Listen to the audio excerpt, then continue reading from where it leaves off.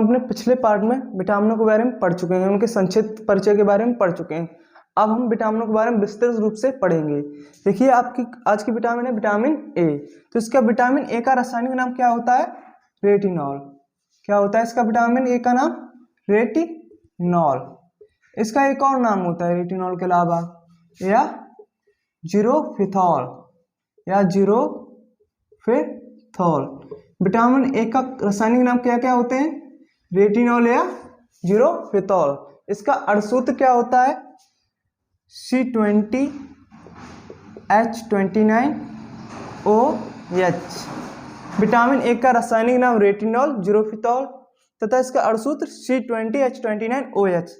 हम vitamin A को क्यों लेते हैं, यानी इसको ग्रहण क्यों करते हैं? तो इसके कारण क्या है? इसका कार्य क्या होता है जिसके कारण हमें विटामिन ए की आवश्यकता होती है? तो इसके कार्य ये हमारी आंखों के लिए अच्छा होता है। किसके लिए अच्छा होता है?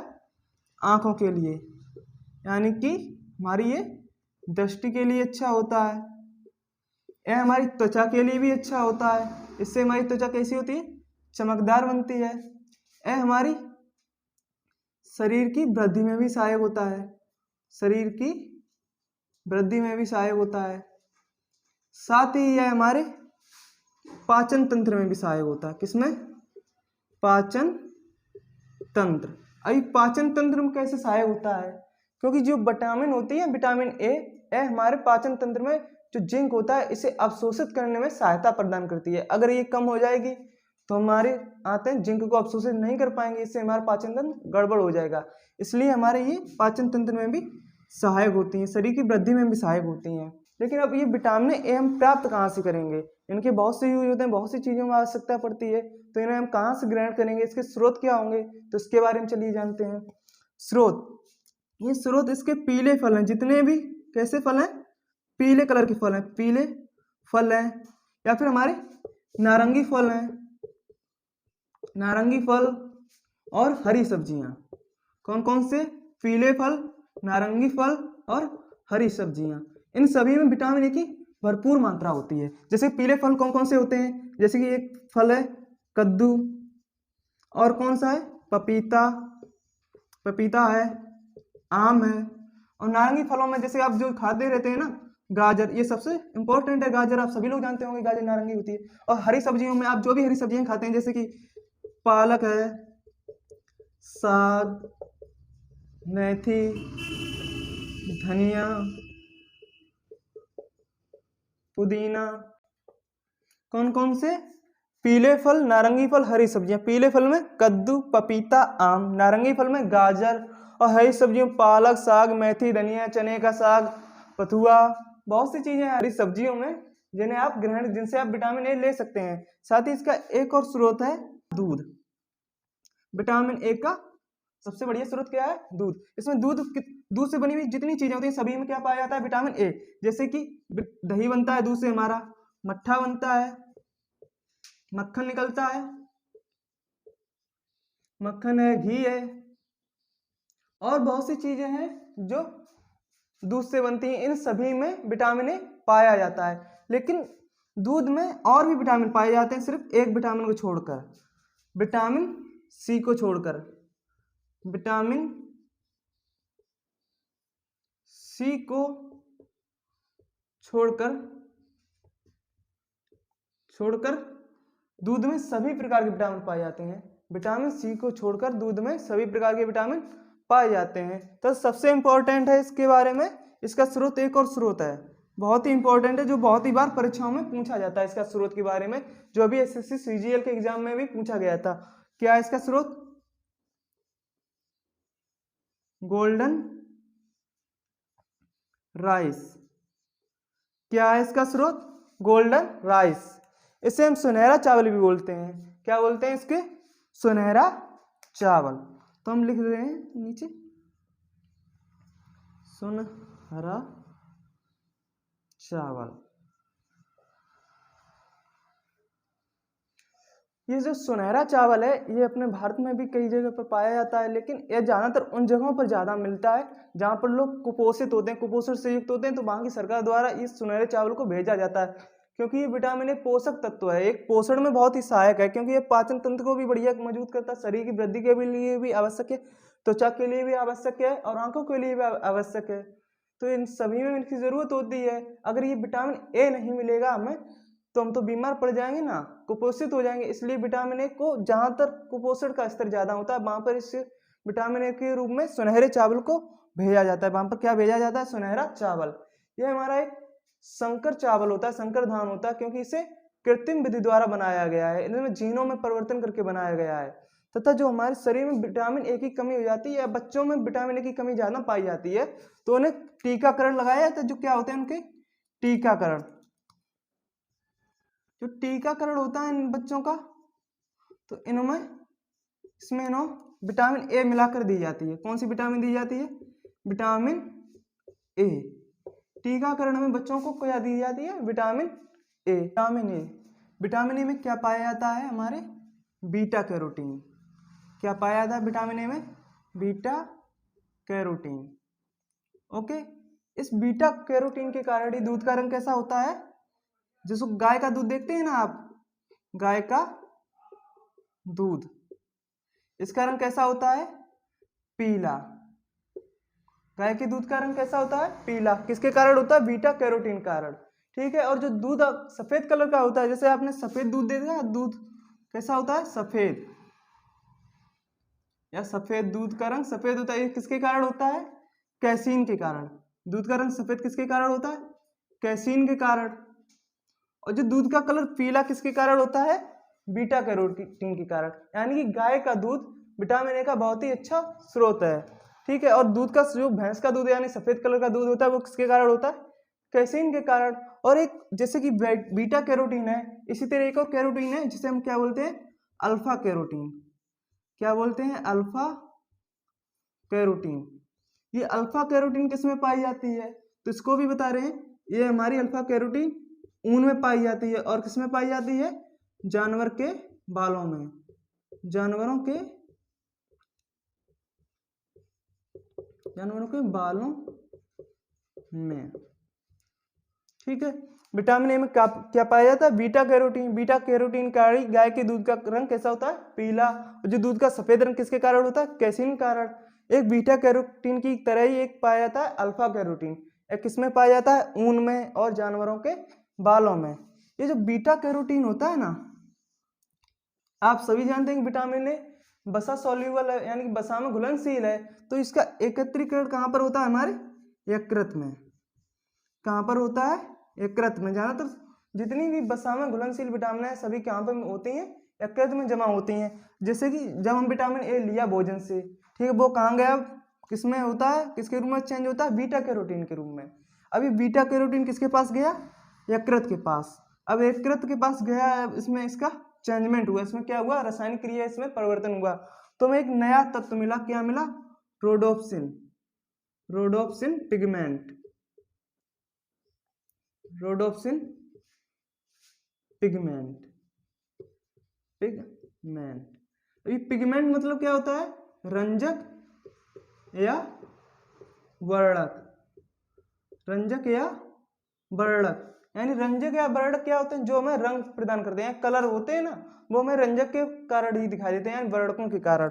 ये यकृत से रोडोप्सिन में चेंज होता है, रोडोप्सिन पिगमेंट में। और वहां से क्या होता है? ये पिगमेंट क्या होता है? रंजक या वर्णक जो हमें कलर प्रदान करते हैं। और ये रोडोप्सिन पिगमेंट कहाँ पर जाता है? हमारी आंखों के पास। कहाँ जाता है? हमारी आंखों के पास। आंखों के पास। अब यहाँ पर दो सेल्स होती हैं हमारी आंखों में, यानी दो कोशिकाएं होती हैं। कौन कौन सी कोशिकाएं होती हैं? कौन सेल, कौन सेल और रॉड सेल। कौन कौन सी होती हैं? कौन सेल और rod cell. Vitamin A, vitamin A में क्या होता है? Beta carotene. विटामिन ए में क्या होता है? Beta carotene. बीटा कैरोटीन कहाँ जाता है? यकृत के पास। यकृत से कहाँ पहुंचता है? रोडोप्सिन पिगमेंट के रूप में चेंज होता है। पिगमेंट क्या होता है? वर्णक यानी रंजक, जो हमें रंग प्रदान करते हैं। ठीक है। अब ये रोडोप्सिन पिगमेंट कहाँ पहुंचता है? हमारी आंखों के पास। कहाँ जाता है? आंखों के पास। आंखों में दो कोशिकाएं होती हैं, यानी दो सेल होती हैं। कौन कौन सी? कौन सेल और रोड सेल। कौन सेल हो? Rod cell. कौन सी कोशिकाएं होती हैं? शंकु आकार, शंकु के आकार की कोशिकाएं कैसी होती हैं? कौन सी मतलब शंकु, रोड से छड़, यानी कौन सेलों का आकार कैसा होता है? शंकु के समान। और रोड सेल का आकार कैसा होता है? छड़ाकार। अब ये जो रोडोप्सिन पिगमेंट होता है ये कहाँ पर जाता है? हमारी आंखों के पास। कौन कौन से पास? कौन सेल के पास और रोड सेल के पास। ये रोड सेल क्या कार्य करती हैं? ये हमारा कार्य करती हैं लाइट के लिए, LIGHT। लाइट कैसी होती है? लाइट दो प्रकार की होती है, ब्लैक और वाइट, काली और सफेद। आप जो देखते हैं ना, पुरानी टीवी देखते थे ब्लैक एंड व्हाइट वाली, तो वो हमारी लाइटें दो ही प्रकार की होती हैं, काली और सफेद। जो उजाला देखते हैं वो काला और सफेद होता है। लेकिन ये जो कौन सेल होती हैं ये हमें क्या प्रदान करती हैं? कलर। क्या प्रदान करती हैं? कलर। जो व्हाइट कलर में 7 रंग होते हैं ना, कितने रंग होते हैं? 7 रंग। तो उन्हीं 7 रंगों को जस्टिफाई कौन करता है? ये कौन सेल। कि यहाँ पर हमें नीला दिखाना है या पीला दिखाना है, गुलाबी दिखाना है, बैगनी दिखाना है, तो इसका निर्धारण कौन करता है? हमारी कौन सेल। अब ये जो रोडोप्सिन पिगमेंट कहाँ जाता है? किसके लिए आवश्यक है? हमारी रोड सेल के लिए। किसके लिए आवश्यक है? रोड सेल के लिए। अगर हम समय से ने विटामिन ए को नहीं लेते हैं, जैसे हमने विटामिन ए लेना बंद कर दिया है, तो हमें सबसे पहली बीमारी कौन सी होगी? रतौंधी। क्या होगी? रतौंधी। सबसे पहली बीमारी शुरुआत कहाँ से होगी? रतौंधी से। इसे हम क्या बोलते हैं? Night blindness.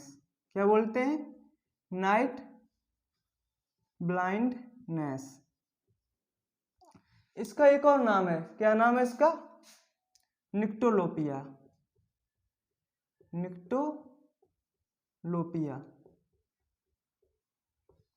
इस रतौंधी को क्या कहते हैं? Night blindness. और इसका सेकंड नाम क्या है? निक्टोलोपिया। अब ये रतौंधी में क्या होता है? ये शुरुआती लक्षण होते हैं हमारे विटामिन ए की कमी के। जैसे कि हमने विटामिन ए नहीं ली, रतौंधी होगी, मतलब शाम को थोड़ा थोड़ा दिखना कम हो जाएगा, आपकी दृष्टि हल्की कमजोर हो जाएगी। अगर फिर भी आपने विटामिन लेना शुरू नहीं किया तो एक और रोग हो जाएगा, इससे बड़ा वाला रोग, जिसका नाम क्या है? जीरोफ्थैलेमिया। क्या है? जीरोफ्थैलेमिया। अब इस रोग में क्या होता है? जीरोफ्थैलेमिया में क्या होता है? इससे आपकी आंखें सूज जाती हैं। कैसी हो जाती हैं? आंखें सूज जाती हैं। ठीक है। आंखों का पानी भी सूख जाता है। क्या? आंखों में जो पानी होता है वो सूख जाता है। आंसू आना बंद हो जाते हैं। आपकी आंखों में क्या नहीं आते हैं? आंसू नहीं आते हैं। और क्या होता है साथ में इसमें? आपकी आंखें लाल हो जाती हैं। आपकी आंखें कैसी रहने लगती हैं? लाल। क्या क्या होता है? जीरोफ्थैलेमिया होने पर आपको आंखें सूज जाती हैं, पानी सूख जाता है आंखों का, आंखों में आंसू नहीं आते हैं, आंखें लाल हो जाती हैं। क्या हो जाएगा? आपने फिर भी विटामिन ए को नहीं लिया तो आपको हो जाएगा कोरोनियल जीरोसिस। कोरोनियल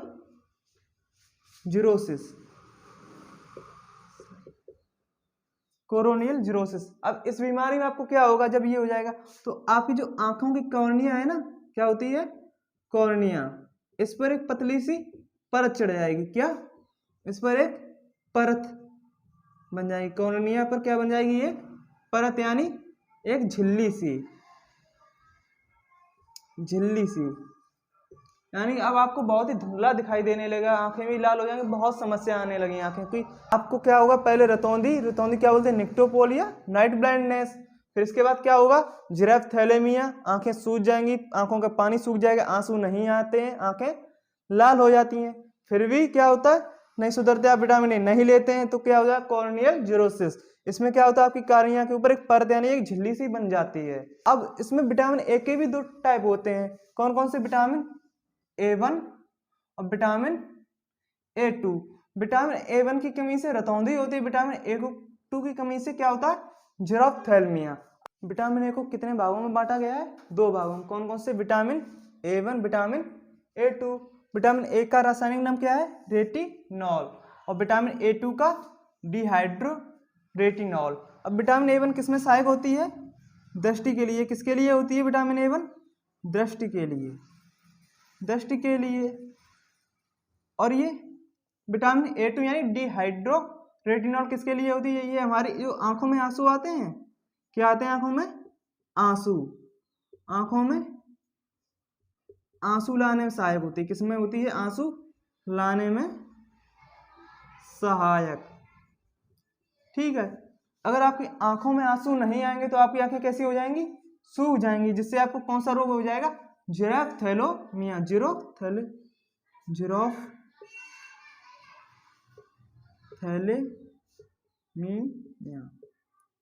ठीक है। और जो दृष्टि के लिए आप विटामिन A1 नहीं मिलेगी तो आपको क्या हो जाएगी?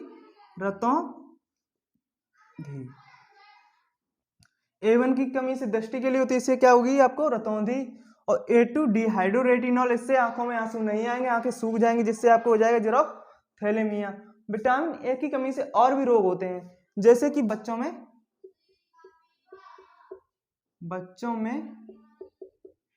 डायरिया। क्यों हो जाता है? क्योंकि जो हमारा पाचन तंत्र होता है, आपको विटामिन ए की कमी हो गई तो क्या नहीं ग्रहण कर पाएगा? जिंक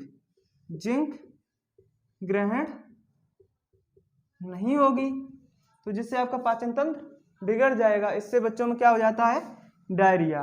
अब विटामिन के बहुत से रोग होते हैं, जैसे कि आपकी वृद्धि कम हो जाएगी, त्वचा की चमक चली जाएगी, इत्यादि रोग होते हैं। और विटामिन ए के बहुत से उपनाम भी हैं। संक्रमण रोधी, क्या बोलते हैं? संक्रमण रोधी विटामिन। संक्रमण रोधी विटामिन। और क्या बोलते हैं?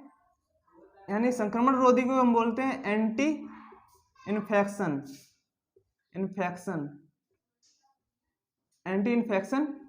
विटामिन। और इसको क्या बोलते हैं? एंटी कैंसर विटामिन, यानी कैंसर रोधी विटामिन।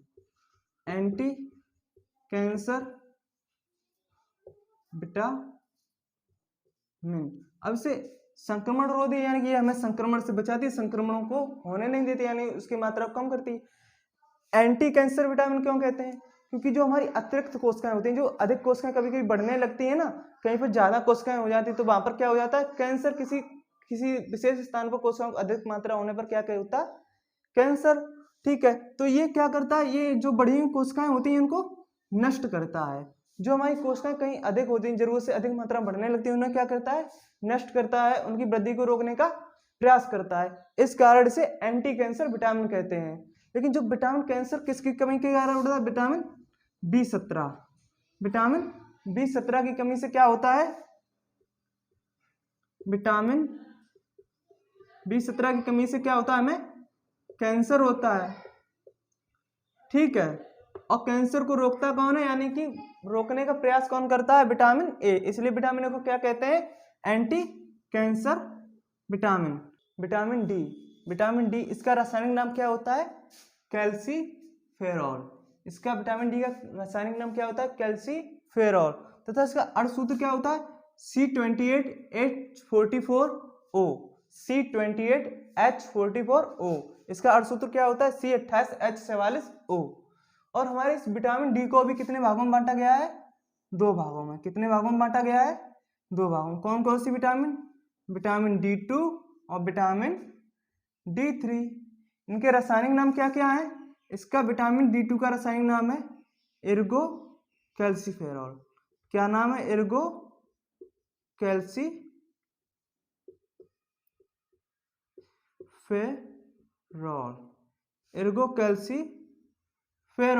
और विटामिन D3 का रासायनिक नाम क्या है?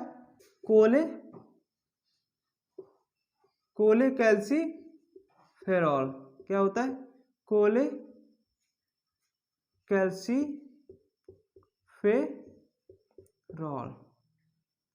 D2 का नाम होता है एर्गो कैल्सीफेरॉल, D3 का नाम कोले कैल्सीफेरॉल। ये जो विटामिन डी होती है, ये हमारे शरीर में किसका कार्य करती है? ये किसका कार्य करती है हमारे शरीर में? ये हमारी हड्डियों को क्या कहती है? मजबूत बनाती है।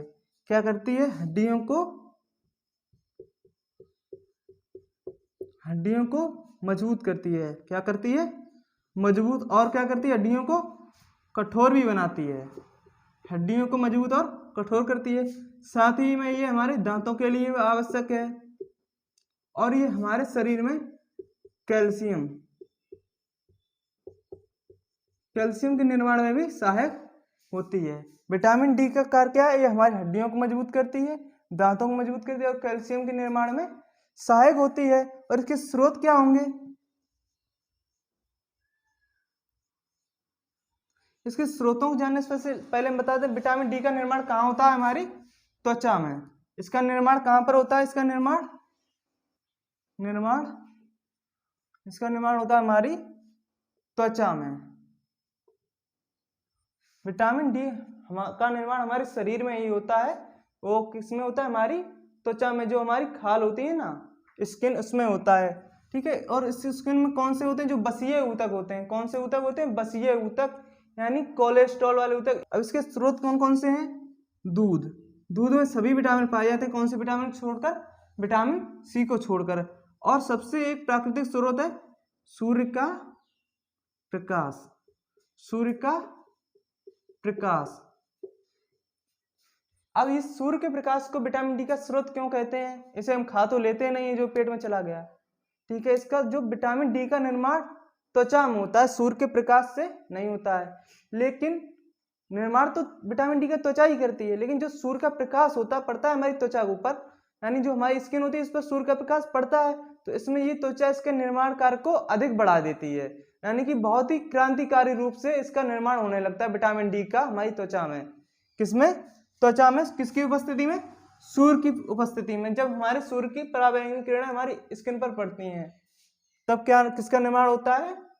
विटामिन डी का। यानी कि सूर्य का प्रकाश इसको इंक्रीज कर देता है, बढ़ा देता है, ना कि सूर्य का प्रकाश का निर्माण करता है। निर्माण हमारी त्वचा ही करती है विटामिन डी का।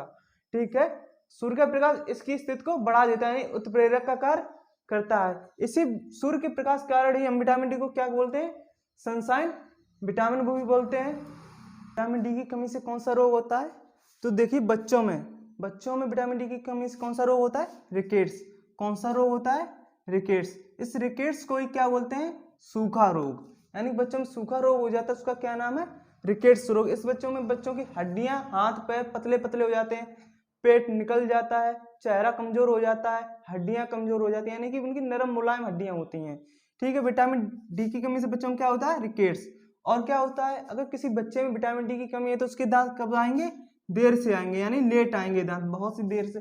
टेढ़े मेढ़े होंगे, आधे सड़े होंगे, कहीं पर आधे टूटे दांत होंगे, इस तरह के दांत आएंगे अगर विटामिन डी की कमी है। वहीं बच्चों में तो ये रोग हो गए।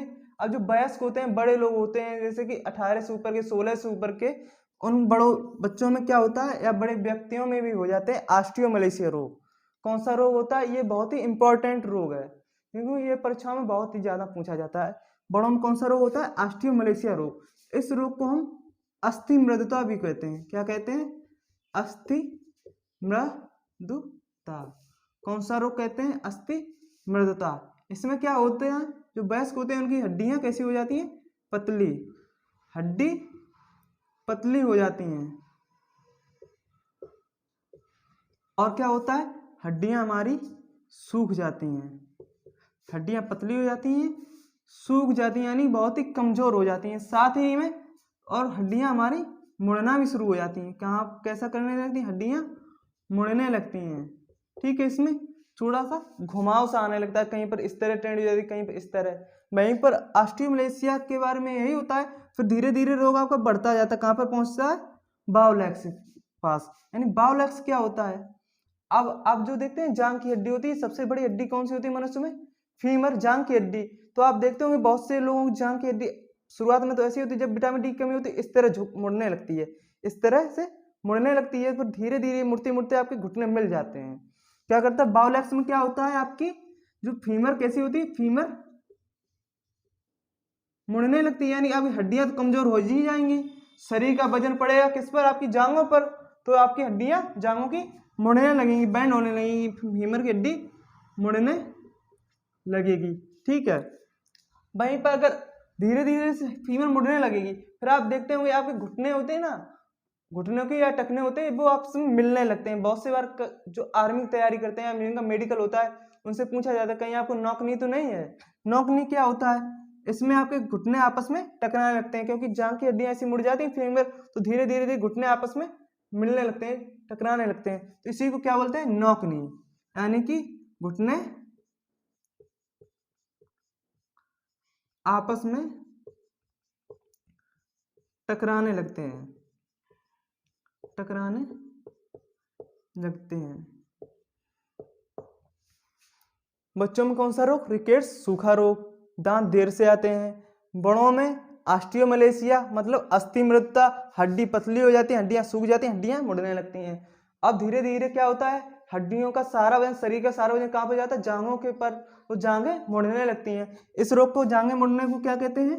बाउलेक्स। जब ये जांघें ज्यादा मुड़ते मुड़ते मुड़ते आपकी ऐसी हो जाती हैं, घुटने आपस में टकराने लगते हैं, यानी जुड़ने लगते हैं, आपको चलने में दिक्कत होती है, भागने में दिक्कत होती है, तो इस स्थिति को क्या कहते हैं? Knock knee disease. Knock knee disease, इसमें क्या होता है? आपके घुटने आपस में टकराने लगते हैं, ठीक है। और विटामिन डी के बहुत सारे उपनाम भी हैं, अब उनके उपनामों के बारे में भी पढ़ने वाले हैं। विटामिन डी को बहुत से उपनामों से भी जाना जाता है। कौन कौन से हैं? नंबर 1 पर है इसका सूखा रोधी विटामिन। सूखा रोधी विटामिन किस लिए कहते हैं? क्योंकि ये हमें सूखा रोग से बचाता है। इसकी कमी, सूखा रोग हो जाता है अगर ये पर्याप्त मात्रा में लेंगे तो सूखा नहीं होगा, यानी रिकेट्स नहीं होगा, इसलिए इसे सूखा रोधी विटामिन भी कहते हैं।